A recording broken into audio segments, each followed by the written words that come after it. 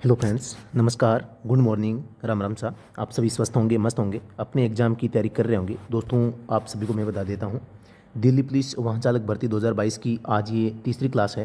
दोस्तों, अगर आप ड्राइवर भर्ती की तैयारी कर रहे हैं किसी भी एग्ज़ाम की, तो आप study at home mobile application Google play store से डाउनलोड कर सकते हैं और नाम मात्र के शुल्क में आप यहाँ पर ई बुक्स है, कोर्स है, वो परचेज कर सकते हैं। तो दोस्तों, शुरू करते हैं आज का ये वीडियो। दोस्तों, मैं बता देता हूँ, दिल्ली पुलिस ड्राइवर को लेकर हमारा ऑनलाइन कोर्स था, वो 199 रुपये में चल रहा था। 15 मार्च उसकी लास्ट डेट थी और वो आज एंड हो चुकी है। लेकिन दोस्तों, होली के पावन पर्व पर, होली के अवसर पर आपको ये कोर्स है अभी भी होली तक, यानी कि 18 मार्च तक अब आपको है कितने रुपये में मिलेगा, 199 में उपलब्ध रहेगा। तो अगर आपने अभी तक परचेज़ नहीं किया है तो मात्र 2 दिन शेष बचे हैं, आप इसे हम परचेज़ कर सकते हैं मात्र 199 में, जिसे आप सभी को पता है इसमें 10 बुक्स कॉम्बो पैक मिलता है। 75 यानी कि 50 प्लस 25 है वो प्रैक्टिस सेट मिलते हैं, मॉडल पेपर मिलते हैं और कंप्लीट वीडियो लेक्चर आपको ऑनलाइन जो क्लास है वो भी आपको उपलब्ध होगी। तो शुरू करते हैं आज का ये वीडियो, ज़्यादा टाइम वेस्ट नहीं किए हुए। किसी भी प्रकार की सहायता के लिए आप इन नंबरों पर संपर्क करें। तो क्लास तीसरी आज हम लेकर आए हैं। आज इसमें हम पढ़ेंगे ड्राइविंग बेसिक रूल। इस ड्राइविंग बेसिक रूल में आपको ये नाम देख के ये लगा होगा यार ये तो बोरिंग क्लास होगी, ऐसा कुछ होगा, या ये मतलब अच्छी नहीं होगी, इसमें कोई नॉलेजेबल काम नहीं होगा। तो ऐसा नहीं है। हम इसमें आपको ऐसे फैक्ट बताएंगे, ऐसी चीज़ें बताने वाला हूँ जो आपको एक ड्राइवर होने के नाते बहुत ही इंपॉर्टेंट है और ऐसी चीज़ें जो एग्जाम में बार बार पूछी जाती है। हम क्या करते हैं, इस टॉपिक को एकदम सरल मानकर इसको क्या है मतलब छोड़ देते हैं, लेकिन यहाँ से काफ़ी सारे क्वेश्चंस है वो पुटअप होते हैं। इसीलिए मैं ये क्लास लेके आया हूँ। मुझे प्रत्येक वो चीज़ याद है या मैं रिमाइंड करता हूँ जो आपके मन में चलती है। तो आपके दिमाग में क्या चल रहा है कि ये क्लास किस प्रकार से रहने वाली है, तो सारी चीज़ें मैं जानता हूँ। तो आप सबसे पहले एकाग्र होकर बैठ जाएं और ध्यान से इस क्लास को सुनें।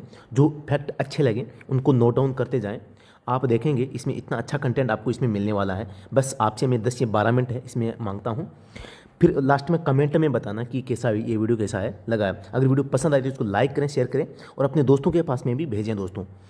तो शुरू करते हैं ड्राइविंग बेसिक रूल। सबसे पहला पॉइंट है हमारा गियर का उपयोग।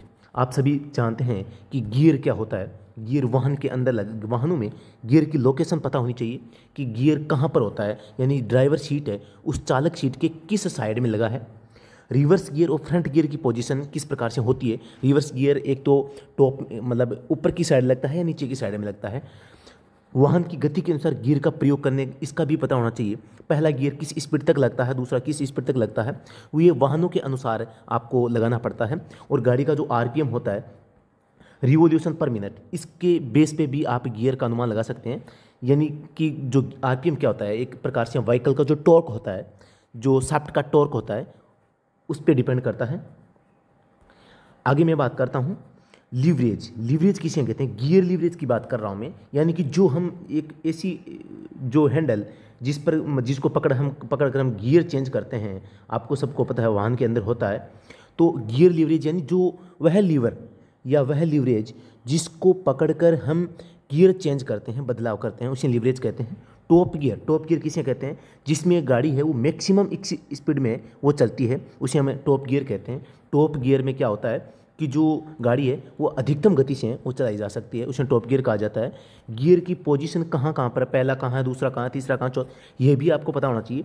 ऑटोमेटिक गियर जो सिस्टम है और मैनुअल गियर। अब यहाँ पर देखो, ऑटोमेटिक गियर सिस्टम किसे कहते हैं, जिसमें आपको हाथ से गियर लगाने की आवश्यकता नहीं होती। अब प्रश्न ये आ सकता है कि ऑटोमेटिक गियर सिस्टम में गियर लीवरेज कहाँ पर लगा होता है। तो ऑटोमेटिक जो गियर सिस्टम होगा इसमें लीवरेज है वो नहीं होगा। क्या होगा, नहीं होगा। ये प्रश्न पुटअप यहाँ से हो सकता है, क्योंकि ऑटोमेटिक जो गियर सिस्टम होता है इसमें गियर लीवरेज या गियर जो लीवरेज से लीवर से आपको गियर चेंज करने की आवश्यकता नहीं होती।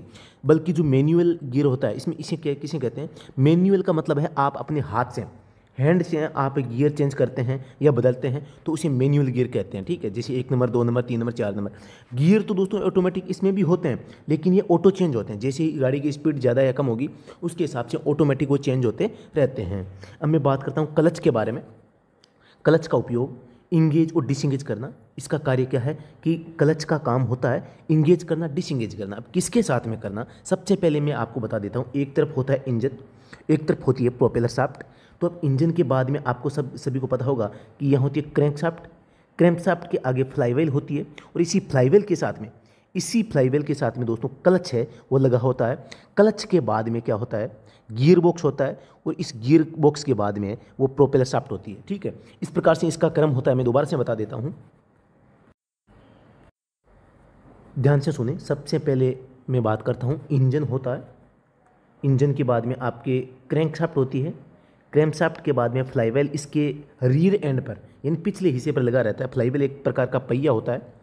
इस फ्लाईव्हील के ऊपर ही जो क्लच है वो माउंट होती है, और इस क्लच के बाद में गियर बॉक्स लगा होता है, और इस गियर बॉक्स के बाद में क्या होता है, आपके यूनिवर्सल जॉइंट के द्वारा जो आपका प्रोपेलर शाफ्ट होती है वो जुड़ी होती है। इसके बाद में डिफरेंशियल होता है, और डिफरेंशियल के बाद में एक्सल होता है। ठीक है, इस प्रकार से ये इनका क्रम होता है, तो इनका आपको ध्यान रखना है। तो क्लच का उपयोग है वो इंगेज और डिसंगेज करना होता है। किसको करना है, जो फ्लाईव्हील पर, अभी मैंने बताया कि जो क्लच है वो फ्लाईव्हील पर माउंट होती है, और ये फ्लाईव्हील किस पे होता है, क्रैंकशाफ्ट पे, और क्रैंकशाफ्ट किस पे होती है, इंजन पे। तो सीधी सी बात है, ये इंजन की शक्ति है। इंजन की शक्ति को किसके साथ में, गियर बॉक्स के साथ में जोड़ने और तोड़ने का काम करता है। या दूसरी भाषा में कहूँ कि क्लच का काम क्या होता है, जो ट्रांसमिशन सिस्टम है, इंजन की पावर को ट्रांसमिशन सिस्टम के साथ में जोड़ने व अलग करने के लिए इसका इस्तेमाल किया जाता है। गियर बदलने के लिए भी क्लच का इस्तेमाल किया जाता है, न्यूट्रल करने के लिए भी किया जाता है, राइडिंग ऑन क्लच। अब क्लच से संबंधित जो अन्य फैक्ट है उन पे बात करते हैं। राइडिंग ऑन क्लच यानी राइड यानी सवारी करना, ऑन क्लच क्लच के ऊपर सवारी करना, यानी कि क्लच के ऊपर पैर रखकर सवारी करना, उसे राइडिंग ऑन क्लच कहा जाता है। और ये एक ड्राइवर के लिए बुरी आदत होती है, इस बात का आप ध्यान रखें। बार बार क्वेश्चन यहाँ से पुटअप होता है। तो राइडिंग ऑन क्लच, इसका वहाँ पर यह भी आ सकता है कि क्लच पर पैर रखकर गाड़ी चलाना। फ्री प्ले का पता करना, क्लच में फ्री प्ले वो कम होनी चाहिए, कहाँ पर लगी होती है ये भी आपको पता होना चाहिए। मैं आपको बता देता हूँ, एक तरफ क्लच होती है, नंबर 2 पे ब्रेक होते हैं, और नंबर 3 यहाँ पर होता है एक्सीलरेटर। तो ABC ये एक नियम होता है, मैं आगे बात करूँगा उसकी। अब बात करते हैं एक्सीलरेटर का उपयोग। एक्सीलरेट का मतलब होता है मतलब कि बढ़ाना, एक्सीलरेट यानी बढ़ाना, और एक्सीलरेटर यानी बढ़ाने वाला। वाहन स्टार्ट करते समय बिल्कुल न दबाएं, इस बात को आपको ध्यान रखना है। ये बार बार क्वेश्चन पुटअप यहाँ से हो चुका है। वाहन की गति के अनुसार धीरे धीरे गति बढ़ाना, मतलब कि जो वाहन का इंजन की गति उसी के अनुसार आप इसे दबा कर वाहन की गति बढ़ा सकते हैं। फ्री प्ले का पता होना चाहिए, किस प्रकार से इसकी फ्री प्ले ज़्यादा न हो। अब यहाँ पर आप इसकी चित्र के माध्यम से इसको देख सकते हैं। सबसे पहले यहाँ पर आप देख सकते हैं accelerator, number 2 brake, number 3 clutch है। अब मैं बात करता हूँ चोक का प्रयोग। तो चोक क्या होता है, जब वाहन स्टार्ट न हो रहा हो तो चोक का इस्तेमाल किया जाता है। चोक केवल पेट्रोल वाहनों में होती है। वाहन स्टार्ट करने के कुछ समय बाद ही फिर से चोक को ऑफ कर देना चाहिए। अब मैं बात करता हूँ चोक का काम क्या है। तो चोक क्या काम करती है, आप सभी को पता है। कार्बोरेटर होता है वाहनों में, पेट्रोल वाहन की बात कर रहा हूँ मैं। कार्बोरेटर होता है, कार्बोरेटर हवा यानी कि एयर प्लस पेट्रोल का मिश्रण करने का काम करता है। और जब वाहन स्टार्ट नहीं होता है तो हम क्या करते हैं, इस चोक को ऑन कर देते हैं। तो ये चोक क्या करता है, इस एयर की मात्रा है, इस एयर की मात्रा को रोक देता है या इसको कंट्रोल करता है। तो केवल पेट्रोल की सप्लाई है वहाँ पे होती है। तो अधिक जो रिच मिश्रण है, रिच यानी धनवान, अच्छा जो है, जिसमें हवा का मिश्रण कम हो और पेट्रोल है वो उसका अनुपात ज़्यादा हो, तो वो आसानी से मतलब कि जल जाता है। पेट्रोल आपको सभी को पता है, पेट्रोल में गुण होता है कि वो आसानी से जल जाता है। तो वाहन को स्टार्ट करने के लिए, पेट्रोल को आसानी से जलाने के लिए हम चोक ऑन करते हैं। चोक ऑन करने का मतलब है कि जो हवा यानी कि एयर प्लस जो पेट्रोल का मिश्रण था वो अब और ज़्यादा अच्छा होने लगा है। तो जैसे ही हम चोक ऑन करते हैं तो एयर कंट्रोल हो जाती है और पेट्रोल उसमें चला जाता है।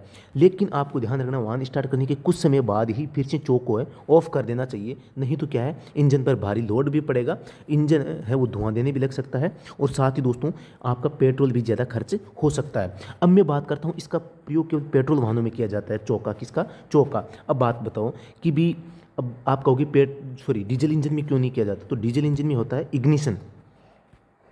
डीजल इंजन में क्या होता है, इग्निशन की होती है। इग्निशन किसे कहते हैं, वो आप सभी को पता होगा कि जो डीजल इंजन होता है इसमें एक हीटर प्लग होता है। क्या होता है, हीटर प्लग। हीटर में इसका कलर चेंज करता हूँ,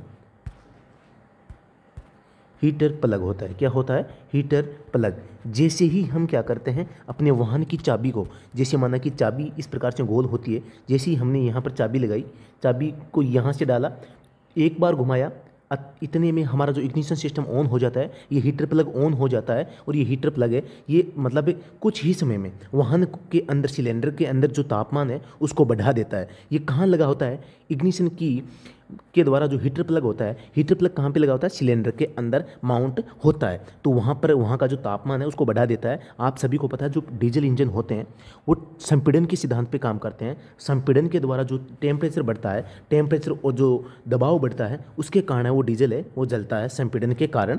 तो वहाँ पर टेम्परेचर हाई होना ज़रूरी है, बल्कि जो पेट्रोल इंजन होते हैं उसमें क्या है, संपीड़न की आवश्यकता नहीं होती। वो स्पार्क के द्वारा है वो जलता है, और स्पार्क के लिए पेट्रोल पे स्पार्क के वो चिंगारी छोड़ेगा तो जल जाएगा।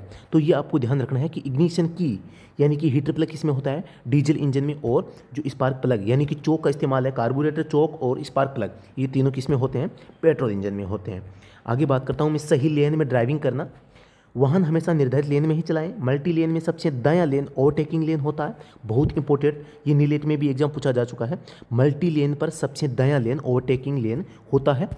मल्टी लेन में सबसे बायां लेन मार्ग पर प्रवेश करने एवं धीमे चल रहे वाहनों के लिए होता है। सबसे धीमे गति से अगर आप चल रहे हैं या आप लेन में प्रवेश कर रहे हैं तो सबसे बाएं लेन से प्रवेश करते हैं। ये भी प्रश्न पूछा जा चुका है। आगे जाकर दाएं मुड़ने के लिए सबसे दाएं लेन का उपयोग करें।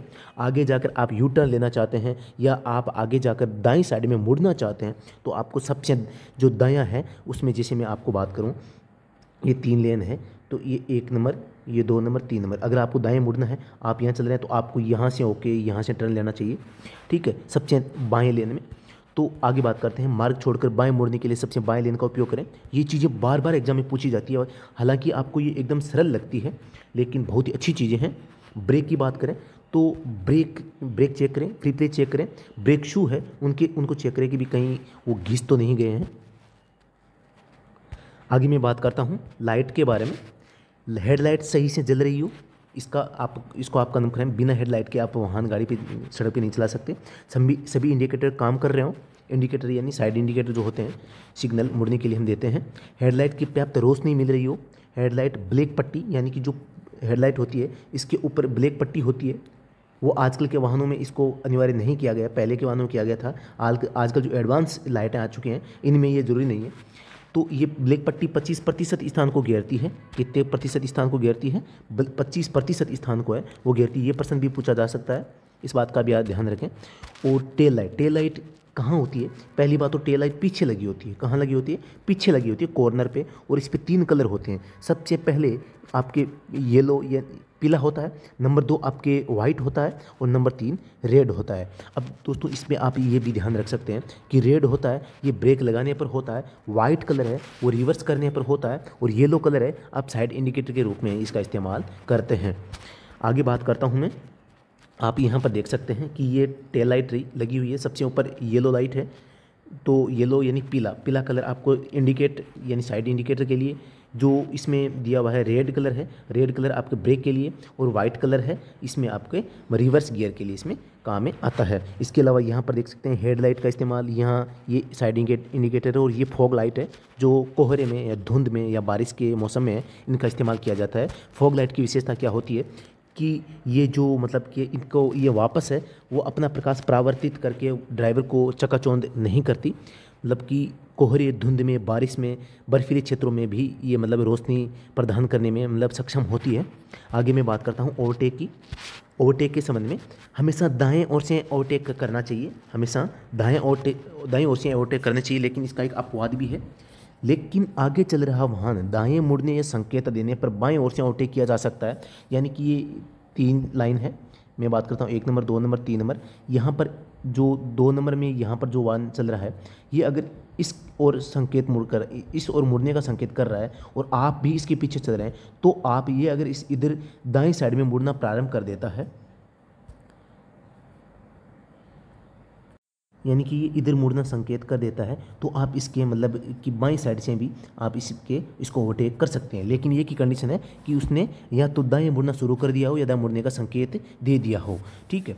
तो उस कंडीशन में आप उसके दाएं ओर से ओवरटेक उसको नहीं कर सकते। सड़क के मध्य की पीली रेखाओं को पार नहीं करें। ओवरटेक के समय भी आप अगर पीली रेखाएं हैं तो पीली लगातार रेखाएं जो होती है उसको ओवरटेक न करें, उसको पार न करें, मोड़ में ओवरटेक न करें, सुरक्षित हो तभी ओवरटेक करें। आप अपने वाहन की हेडलाइट को फ्लैश करोगे और आगे चल रहे वाहन को ओवरटेक करने की मंशा से अवगत करवाओगे। दोबारा से बताता हूँ मैं, आप अपने वाहन की हेडलाइट को फ्लैश करोगे और आगे चल रहे वाहन को ओवरटेक करने की मंशा से अवगत करवाओगे, जिसके बाद आगे वाले वाहन द्वारा अनुमति मिलने पर ही ओवरटेक करना होगा, अन्यथा नहीं। मैं इसके माध्यम से आपको एक चीज़ बताना चाहता हूँ कि इसका कहने का तात्पर्य क्या था। यानी कि माना कि ये 3 लेन है, यहाँ आपके सामने 2 नंबर गाड़ी चल रही है, आप यहाँ इसके पीछे हैं, तो आप ओवरटेक करेंगे तो आपको हेडलाइट फ्लैश करनी है। रात्रि के समय की बात हो रही है केवल, तो आप हेडलाइट फ्लैश करेंगे तो इससे क्या आगे वाले वाहन को पता चल जाएगा कि भी आप पीछे से आ रहे हैं और आपकी मंशा है आपको पार क्रॉस करने की है, यानी ओवरटेक करने की है, तो उसमें आप ये हेडलाइटें फ्लैश कर सकते हैं। लेकिन कुछ लोग क्या कहते हैं, हम जैसे आड़ू लोग क्या करते हैं कि ये माना कि मार्ग है और इस मार्ग में एक ये जाने का है, एक आने का है, आप इस वाहन को यहाँ से ओवरटेक करना चाहते हैं, तो जो सामने से वाहन आ रहा है, जो सामने से ये वाहन आ रहा है, मैं दोबारा से बताने की कोशिश करूँगा। ये 1 नंबर वाहन है, ये 2 नंबर वाहन है और 3 नंबर वाहन यहाँ है। तो अगर 3 नंबर वाहन 1 नंबर वाहन से आगे जाने की कोशिश कर रहा है तो ये क्या है, इस आउटर लाइन में जाके क्रॉस करेगा, तो जो सामने से वाहन आ रहा है उसको आप हेडलाइट फ्लैश करके ओवरटेक कभी नहीं कर सकते हैं। ये कोई नियम ऐसा नहीं है, ये नियमों के विरुद्ध है और ये गलत होता है। अगर सामने से कोई वाहन आ रहा है तो आपको ओवरटेक नहीं करना चाहिए। तो ये जो लाइट फ्लैश है वो केवल रात्रि के समय की जाती है, क्योंकि जो आपके आगे वाहन चल रहा है उसको ये इशारा करना, उसे ये अवगत कराना कि आप ओवरटेक करना चाह रहे हैं। यू टर्न की बात करते हैं, निर्धारित स्थान पर ही यू टर्न करें, उचित व सुरक्षित होने पर ही यू टर्न ले, किसी को बिना बाधा पहुंचे यू टर्न ले। यू टर्न हमेशा दाएं घुमा की ओर किया जाता है, इस बात का भी आप ध्यान रखें। यहाँ पर मैं आपको चित्रों के माध्यम से बताना चाहूँगा। ओवरटेक आप अगर इस साइड से जाके दाईं साइड में करते हैं तो ये बिल्कुल गलत होता है, ये सही नहीं है। यू टर्न हमेशा है किस साइड में लिया जाता है, यू टर्न हमेशा बाईं साइड में यानी राइट साइड में है, वो लिया जाता है। ट्रैफिक लाइट के बारे में मैं बात करता हूँ। ट्रैफिक लाइट हमेशा इनका पालन करें। अनुसूची 1 में इसका वर्णन किया गया, जो मोटर व्हीकल एक्ट है, इसमें 2 अनुसूचियाँ हैं। 2 अनुसूचियों में पहली अनुसूची है, इसमें ट्रैफिक लाइट का उल्लेख है। लाल संकेत होता है, आप सभी को पता है, लाल संकेत रुकने का होता है, पीला संकेत है वो भी रुकने का संकेत होता है। लेकिन पीला संकेत, तो इनमें अंतर क्या है, पीले संकेत का मतलब ये होता है कि जल्द ही रेड बत्ती होने वाली है, तो आपको पीली के बाद में रेड होने के बाद में फिर ग्रीन होगा, तब तक इंतजार करना पड़ेगा। हरे का मतलब होता है कि आप लगातार सुरक्षित रूप से चलते रहें। लाल फ्लैशिंग का मतलब है कि आप एक बार स्टॉप करें और सुरक्षित होने पर आगे बढ़ें। पीली फ्लैशिंग, इधर देखो, फ्लैशिंग का मतलब क्या है, एक बार ऑन है एक बार ऑफ, ये लगातार अगर ऐसी एक्टिविटी को लाइट कर रही है तो ये उसे हम फ्लैशिंग कहते हैं, यानी लगातार चमकना बुझना, ठीक है। तो लाल फ्लैशिंग का मतलब क्या हो गया कि वाहन को रोकें, सुरक्षित होने पर आगे बढ़ें। पीली का मतलब हो गया कि वाहन को धीमा करें और धीरे धीरे सुरक्षित रूप से आगे बढ़ें। और हरी फ्लैशिंग का मतलब है कि जल्द ही सिग्नल है वो बदलने वाला है। तो हरी लाइट अगर फ्लैशिंग कर रही है तो इसका मतलब हो गया कि आप के मतलब सामने है वो जल्दी सिग्नल है वो बदलने वाला है। आप देख सकते हैं लाल हो गया, येलो हो गया और ये ग्रीन हो गया। अब मैं बात करता हूँ स्पीड लिमिट के बारे में। निर्धारित गति से कम गति पर वाहन चलाएं। निर्धारित जो गति होती है उससे कम गति पर आपको वाहन चलाना है। स्पीड लिमिट का उल्लेख है वो मोटर व्हीकल एक्ट की धारा 112 में किया गया है। वृत्ताकार आकृति में इसका संकेत दिया जाता है, जैसे इसमें लिखा हुआ है 50, तो ये इसका मतलब है कि अधिकतम जो गति है 50 किलोमीटर की है।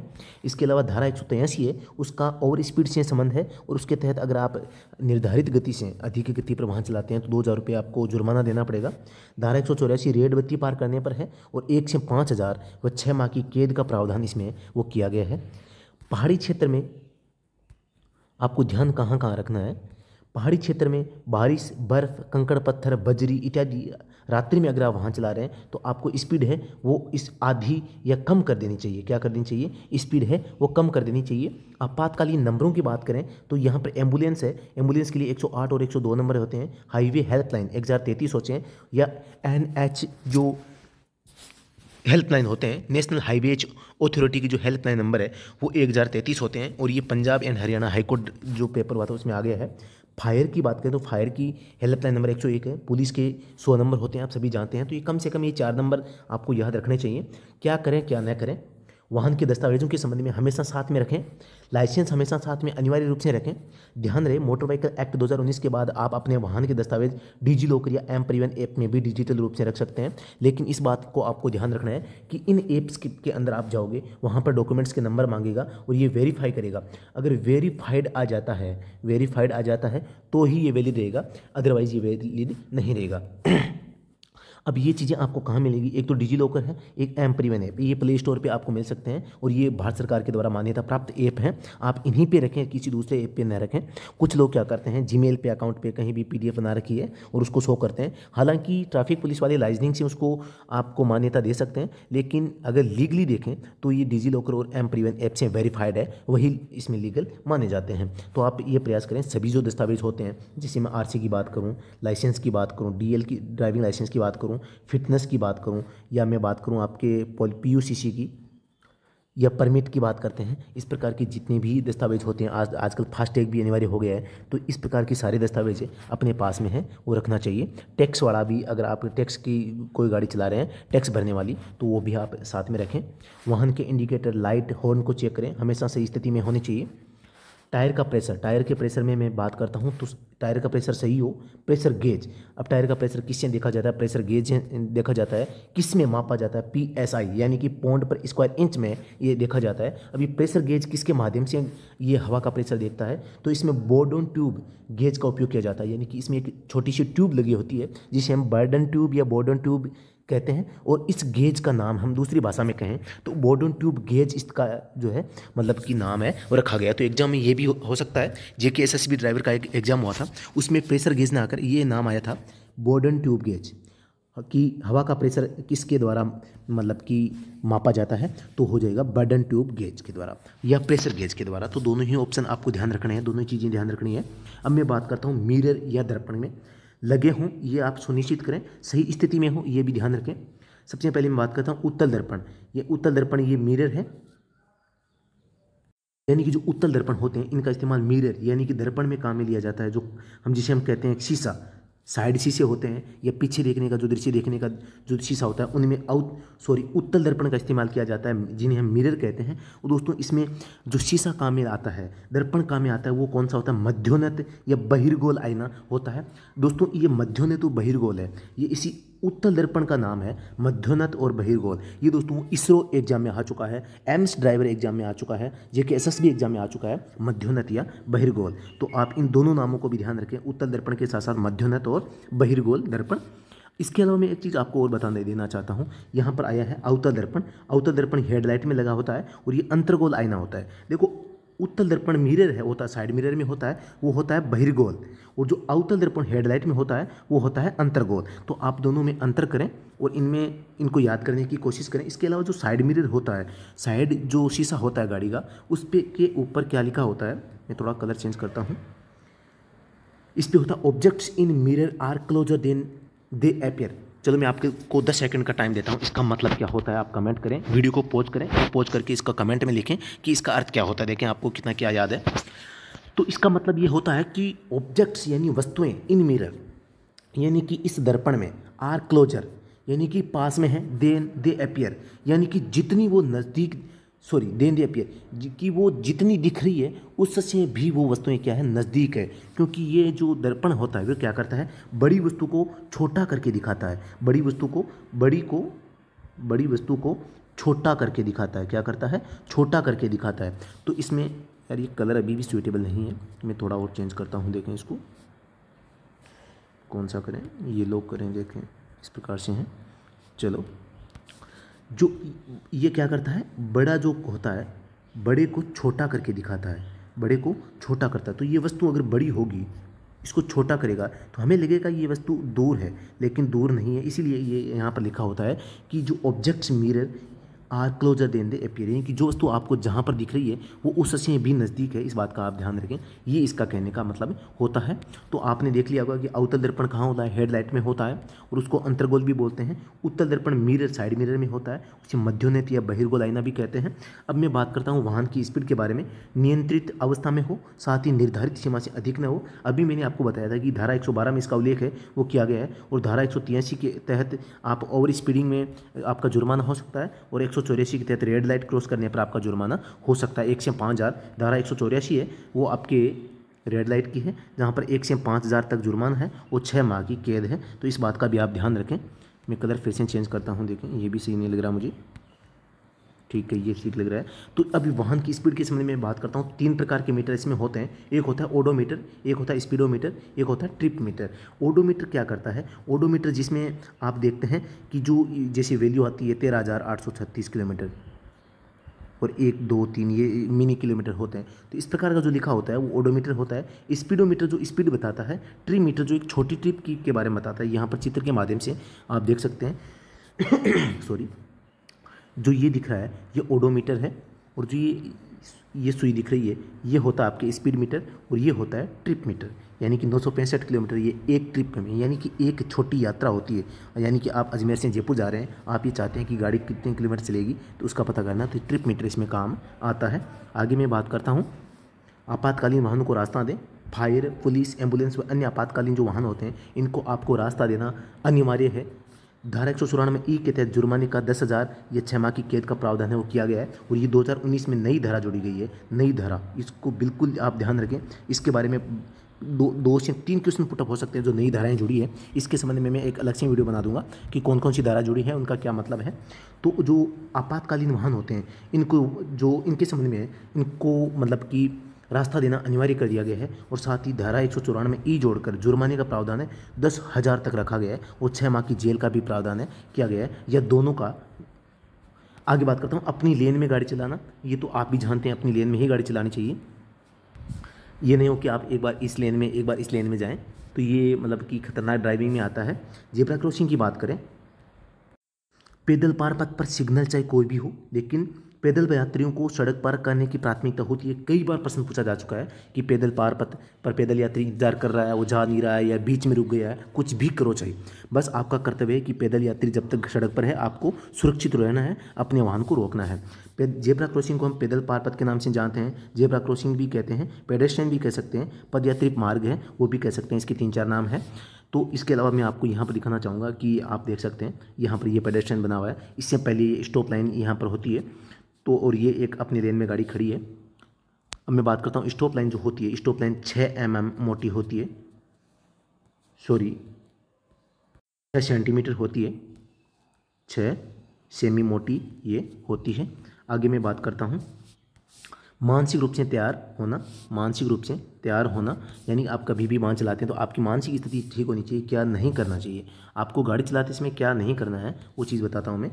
मोबाइल फ़ोन का उपयोग, क्या मोबाइल फ़ोन का उपयोग किया जा सकता है? नहीं किया जा सकता। हम ये पढ़ रहे हैं क्या नहीं करना चाहिए। चलते वाहन में कभी नहीं करें, अथवा आवश्यक होने पर वाहन को सड़क के किनारे सुरक्षित जगह पर खड़ा करके उपयोग करें। ध्यान रहे हैंड फ्री डिवाइस का उपयोग भी इस प्रकार से नहीं किया जा सकता जिससे आपकी ड्राइविंग प्रभावित होती हो। हैंड फ्री डिवाइस है उसका इस्तेमाल आप कर तो सकते हैं, लेकिन ऐसी स्थिति में नहीं कर सकते जिससे कि आपका ध्यान भंग हो रहा हो और ट्रैफिक में आप है वो बाधा पहुंचा रहे हो। अगर ऐसी स्थिति उत्पन्न होती है तो आपका चालान किया जा सकता है। तो मोबाइल फ़ोन का उपयोग, फ्री हैंड डिवाइस का उपयोग इस प्रकार से करें कि आपकी ड्राइविंग है वो प्रभावित न हो। रोड सिग्नल का कभी भी उल्लंघन नहीं करें। ये 3 प्रकार के होते हैं, आदेशात्मक वृत्त में होते हैं, चेतावनी त्रिभुज में होते हैं, सूचनात्मक वर्ग या आयत में होते हैं। इसके अलावा जो आदेशात्मक होते हैं ये आपकी एक तो अष्टभुजा आकार में जो स्टॉप का चिन्ह होता है, एक को जो गिव वे का चिन्ह होता है, ये 2 इसके अपवाद हैं, इसको भी ध्यान में रखें। पार्किंग करना, नो पार्किंग स्थान पर नहीं करें, अस्पताल के सामने न करें, यातायात मार्ग में न करें, बीच में न करें, गलती दिशा में न करें, अवरोध की जगह पर न करें, या अन्य जो आवश्यक जो सेवाएं होती है जैसे स्कूल का जो दरवाज़ा है, किसी भी जो संस्था है उसका मेन गेट होता है उसके सामने इस प्रकार से न करें। ओवर स्पीड, धारा 112 का पालन करना, धारा 183 के 2,000 का जुर्माने का प्रावधान है, ये भी आपको नहीं करना चाहिए। और स्पीड भी, यात्रियों की संख्या, जो यात्रियों की संख्या है उसको आप ज़्यादा संख्या में नहीं बैठाएं, निर्धारित संख्या में ही बैठाएं। प्रेशर हॉर्न के बारे में क्या नियम है, प्रयोग न करें। 95 से 115 डेसिबल तक के हॉर्न का ही प्रयोग है आपको करना चाहिए। मल्टीटोन हॉर्न का प्रयोग कभी भी न करें, ये प्रतिबंधित है। और दूसरी बात, डेसिबल में पूछ ले, डेसिबल ध्वनि को मापने की इकाई होती है, तो आप अपने वाहन में 95 से 15 डेसिबल तक का हॉर्न है इसका इस्तेमाल आप कर सकते हैं। म्यूजिक सिस्टम और ईयरफोन का उपयोग कभी भी नहीं करें, क्योंकि ईयरफोन लगा लिया तो बाहर की जो यातायात की जो ध्वनि है वो आपको सुनाई नहीं देगी, आपका मन है वो भंग हो जाएगा। शराब पीकर वाहन चलाना, शराब पीकर वाहन न चलाएं। धारा 185 के तहत 10,000 का जुर्माना और 100 जुर्माना आपको लगाना भरना पड़ सकता है। साथ ही आपको 100 ml खोने में, 100 मिलीलीटर खोने में 30 मिलीलीटर यानी 30 ml एल्कोहल अगर मिलती है तो आप इसमें अपराधी माने जाते हैं। तो आप शराब पीकर बिल्कुल भी वाहन न चलाएं। इसके अलावा आप सजना संवरना है वो गाड़ी में न करें। जल्दबाजी से गाड़ी कभी भी नहीं चलाएं। क्लच पर पैर रखना ये भी गलत आदत है। अब मैं बात करता हूँ रात में ड्राइविंग के समय क्या ध्यान है वो आपको रखना चाहिए। तो लाइट्स वो ये ऑन होनी चाहिए, कभी भी आप ऑफ लाइट्स है वो रखकर आप गाड़ी नहीं चला सकते। धारा 177 के तहत 500 रुपये का जुर्माना आपको लग सकता है। स्पीड है वो कम रखें। धारा 112 के तहत ही आप रात में ड्राइविंग करें। जो धारा 112 के तहत जो ड्राइविंग के लिए जो स्पीड है उससे भी कम स्पीड पर वाहन चलाएं सुरक्षात्मक रूप से। वाहनों के बीच की दूरी है 2 सेकंड का नियम का ध्यान रखें। बर्फ़ होने पर डबल करें। यहाँ पर मैंने केवल बर्फ़ रखा है, लेकिन बर्फ़ हो, रात्रि का टाइम हो, रात हो, बारिश हो रही हो, तो ऐसी स्थिति में क्या है आप अपनी स्पीड है वो कम रखें बर्फीले क्षेत्रों में आदि। अभी 2 सेकंड का नियम क्या है कि आप जब 1 और 2 सेकंड होते हैं, 2 सेकंड में आपकी गाड़ी जितनी डिस्टेंस कवर करती है, जितनी डिस्टेंस है वो कवर करती है, उस डिस्टेंस से डबल दूरी आपको वाहनों के बीच में रात्रि के समय वो रखनी है। उसी 2 सेकंड का नियम कहते हैं। इसके बारे में विस्तार से वर्णन हम आगे पढ़ेंगे। हेडलाइट बीम के बारे में, लो बीम और हाई बीम आप सभी को पता है। हेडलाइट होती है, इसमें 2 बीम होती है, एक लो बीम एक हाई बीम। इसके अलावा जो लो बीम होती है इसके बारे में बात करते हैं तो इसको हम डिप्ड बीम भी कहते हैं। डिप्ड बीम क्या कहते हैं? डिप्ड बीम भी से कहते हैं, या छोटी बीम या नीचे की बीम या लो बीम, इसके अन्य नाम हैं। तो आप इसका ध्यान रखें। लो बीम का इस्तेमाल कहाँ किया जाता है? छोटी सड़कों पे, ग्रामीण सड़कों पे, शहरी क्षेत्र में 2 तरफा सड़क जो होती है, यानी एक ही मार्ग हो जिस पर आने के वाहन और जाने के वाहन दोनों है, मतलब कि एक ही मार्ग पे ये इस प्रकार से चलते हों, तो दोस्तों आपको लो बीम का इस्तेमाल करना है। ये कानूनन अनिवार्य है। अगर आप ऐसा नहीं करते हैं तो आपके फाइन लग सकता है। आप हाई बीम का इस्तेमाल है वो इन 4 कैटेगरी पर नहीं कर सकते। हाई बीम का इस्तेमाल कहाँ किया जाता है? नेशनल पर और राज्य राजमार्गों पर, और जहाँ पर मार्ग है वो आने के लिए अलग हो और जाने के लिए अलग हो, ऐसे मार्ग पर आप हाई बीम का इस्तेमाल कर सकते हैं। सड़क पर पार्किंग कभी नहीं करनी चाहिए। वाहन पार्किंग, 2 वाहनों के बीच की दूरी है वो 3 से 4 फीट होनी चाहिए, और इसे ही हम टायर और टारमक का नियम कहते हैं। टायर व टारमक नियम इसे ही कहते हैं। टायर व टारमक के नियम के तहत आपकी जो डिस्टेंस होती है वो 4 से 5 फीट होती है, लेकिन किसी भी हालत में 3 से 4 फीट से कम नहीं होनी चाहिए। हालांकि टायर व टारमक नियम क्या कहता है? वो कहता है कि कम से कम 4 से 5 फीट की दूरी 2 वाहनों के बीच में होनी चाहिए। किस कंडीशन की बात हो रही है? जब आपका एक वाहन यहाँ खड़ा हो ऐसे लंबवत और दूसरा इसके पीछे खड़ा हो, तो इनके बीच में होनी चाहिए। अगर बगल में होता है तो आप 2 फीट की इसमें डिस्टेंस है वो रख सकते हैं। आगे मैं बात करता हूँ पहाड़ों पर ड्राइविंग की बात करें तो मोड़ पर टर्न कभी नहीं लेना चाहिए। वाहन मार्ग का अधिकार ऊपर की ओर, टेक्निकल इश्यू के कारण में थोड़ा सा डिस्टर्ब हो गया। वाहन मार्ग का अधिकार हमेशा है वो ऊपर की ओर जाने वाले वाहन को अधिकार होता है। आप एक ही बात ध्यान रखें, क्योंकि ऊपर की ओर जो वाहन जा रहा है उसको लोड ज़्यादा पड़ता है, उसको ताकत ज़्यादा लगानी पड़ती है, उस पर नियंत्रण ज़्यादा रखना पड़ता है। हालांकि नीचे की ओर जो वाहन आ रहा है उसको भी नियंत्रण में रखा जाता है। नीचे की ओर जो वाहन आता है उसको एक तो अपने ब्रेक पर नियंत्रण रखना पड़ता है। गियर पे आप छोटे से छोटा गियर है उसका इस्तेमाल करें। साथ ही गति पर नियंत्रण रखें। ब्रेक का लगातार इस्तेमाल करते रहें। कभी भी न्यूट्रल अवस्था में गाड़ी को न करें। ओवरटेक करना, पहाड़ी क्षेत्र की बात हो रही है, और पहाड़ी क्षेत्र में कभी भी ओवरटेक नहीं करें। डाउन हिल, जब वाहन नीचे ला रहे हो, आप किसी पहाड़ी से नीचे उतर रहे हो, तो न्यूट्रल कभी नहीं करें। ब्रेक पर नियंत्रण रखें, स्पीड कम रखें और नियंत्रण में रखें। यात्री की संख्या व भार की सीमा क्या होनी चाहिए? उचित हो। जैसा वाहन पंजीकरण प्रमाण पत्र में अंकित है उसी प्रकार से यात्रियों की संख्या हो और भार की सीमा होनी चाहिए। अब मैं बात करता हूँ बारिश, धुंध व बर्फ़ में ड्राइविंग के लिए आपको किन किन चीज़ों का ध्यान है वो रखना चाहिए। तो बारिश, बर्फ़ और धुंध में ड्राइविंग, लाइट का, हेडलाइट व फॉग लाइट का प्रयोग करें। दिन में भी लो बीम का है वो प्रयोग किया जा सकता है। किन किन परिस्थितियों में? दिन में भी आप हेडलाइट का इस्तेमाल कर सकते हैं। बारिश के मौसम में, धुंध के मौसम में, या बर्फ़ जहाँ पर होती है वहाँ पर आप दिन में भी, जहाँ पारदर्शिता या दृश्यता साफ न हो, जहाँ पर आप सामने देखने में मतलब कठिनाई उत्पन्न होती हो, वहाँ पर आप दिन में भी है वो हेडलाइट का प्रयोग कर सकते हैं, लेकिन लो बीम के साथ में। ठीक है, आगे बात करता हूँ मैं वाइपर। वाइपर सही होना चाहिए हर कंडीशन में। ब्रेक अचानक प्रयोग या जोर से प्रयोग न करें। किस क्षेत्र की बात हो रही है आपको पता है? बारिश की या बर्फीले क्षेत्रों की। ठीक है, आगे मैं बात करता हूँ गति की, तो गति हमेशा इसमें कम ही रखनी चाहिए। अचानक तेज़ गति करना, अचानक कम करना, ऐसा भी न करें आप। वाहनों के बीच की दूरी है कम से कम 2 सेकंड नियम से दोगुनी कर दें। किस क्षेत्रों की बात हो रही है आप ध्यान रखें, फिर से बारिश के मौसम की बात हो रही है, धुंध की बात हो रही है और आपकी बर्फ़ की बात हो रही है। इन 3 क्षेत्रों में वाहनों की जो बीच की दूरी है वो दोगुनी कर देनी चाहिए, 2 सेकंड नियम से दोगुनी। अभी मैंने आपको 2 सेकंड का अर्थ बता दिया था। पार्किंग लाइट है वो ऑन रहनी चाहिए इन तीनों स्थिति में। टर्न लेना बहुत ही सावधानी और धीमी गति के साथ में है, सुरक्षित होने पर आप टर्न है वो लेवें इन स्थितियों में। तो दोस्तों आज का ये वीडियो कंप्लीट होता है। आपको ये वीडियो ज़रूर पसंद आया होगा। अगर पसंद आया तो इसको लाइक करें, शेयर करें, कमेंट करें। तो अगर आप दिल्ली पुलिस ड्राइवर की तैयारी करना चाहते हैं या किसी भी ऑल इंडिया ड्राइवर एग्ज़ाम जो किसी भी एग्ज़ाम की तैयारी कर रहे हैं, तो आप हमारे जो मोबाइल एप्लीकेशन है स्टडी एट होम, इसे आप डाउनलोड कर सकते हैं। इस पर आपको हर प्रकार की जो बुक्स वगैरह है, जितना भी कुछ भी कंटेंट अगर आपको चाहिए तो प्रोवाइड होता है। आप सभी को पता होगा कि हमारे पास में ऑनलाइन कोर्स भी है, ई बुक भी है और टेस्ट सीरीज भी है। और दिल्ली पुलिस ड्राइवर के नाम से हमने क्या है पुलिस ड्राइवर भर्ती कोर्स खोजे, कोर्स विवरण हमने एक दिल्ली पुलिस ड्राइवर के नाम से एक कोर्स बनाया है। और ये कोर्स इस कोर्स में आपको क्या क्या मिलता है, 10 बुक्स कॉम्बो, 50 अभ्यास set, 25 model paper, complete course video lecture, all India old paper मिलते हैं, all India driver exam review book मिलती है, कंप्लीट सिलेबस बेस्ड ई बुक जिसका सिलेबस आगे आपको बताया गया है वो भी मिलता है। वाहन तकनीकी ऑब्जेक्टिव का भंडार आपको यहाँ पर मिलता है। मोटर व्हीकल एक्ट ऑब्जेक्टिव के साथ में मिलता है। MCQ 2500 मिलती है। All other handwritten notes उपलब्ध यहाँ पर आपको होते हैं। अब सिलेबस में दिखा देता हूँ इस हमारी बुक्स में क्या क्या सिलेबस है। आप यहाँ पर देख सकते हैं सिलेबस के बारे में। किसी भी सहायता के लिए आप इन नंबरों पर संपर्क करें। ये सिलेबस टॉपिक आप जो देख रहे हैं, ये टॉपिक्स आपको यहाँ पर प्रोवाइड होते हैं। ये टॉपिक्स आप देख रहे होंगे, ये सारे टॉपिक्स आपको उस बुक में, ई बुक में मिलेंगे। आप इसको 2 प्रकार से ले सकते हैं। एक तो केवल बुक लेते हैं तो 99 रुपये में ये मिलती है, जो आपको इसको ई बुक सेक्शन में जाओगे। और अगर आप कंप्लीट कोर्स लेते हैं तो उसके लिए आपको हमारे एप्लीकेशन को डाउनलोड करके उसमें ओवर कोर्स ऑप्शन मिलता है। उस ओवर कोर्स में जाओगे तो दिल्ली पुलिस ड्राइवर के नाम से कोर्स मिलता है या एक उत्तराखंड ड्राइवर के नाम से कोर्स मिलता है। उन दोनों में से कोई भी एक कोर्स आप है वो ले सकते हैं। ये सारे टॉपिक्स उसमें इंक्लूड किए गए हैं और बहुत अच्छे से वहाँ पर इनको समझाया गया है, तो आप इन्हें ले सकते हैं। किसी भी प्रकार की सहायता के लिए आप संपर्क करें। इसमें पूरी प्रोसेस बताई गई है।